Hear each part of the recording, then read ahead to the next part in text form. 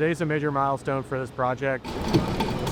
We're installing 2 megawatts of supplemental power and moving two 47,000-pound units down a 200-foot, 17% grade, which requires a lot of complex coordination and logistics.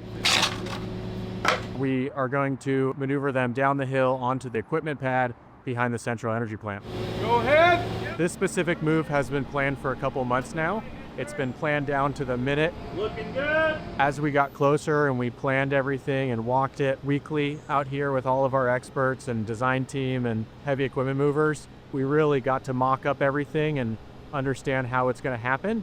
And we realized that there's a very safe and realistic way that we can do it.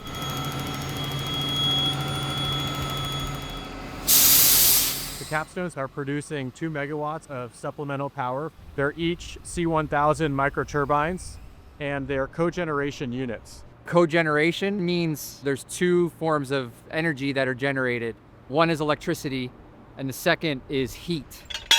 It's a more efficient way to produce the energy because we don't have to produce heat separately.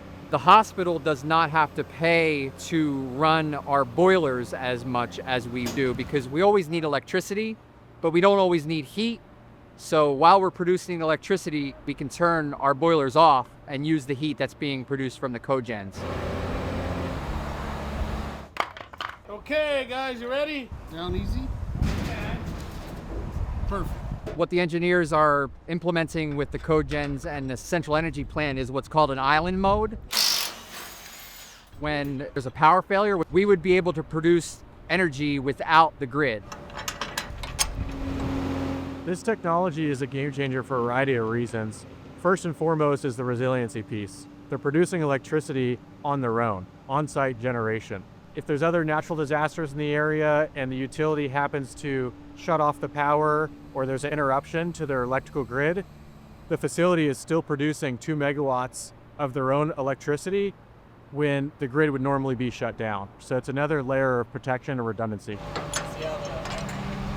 I've been working with BSD for probably almost 10 years now.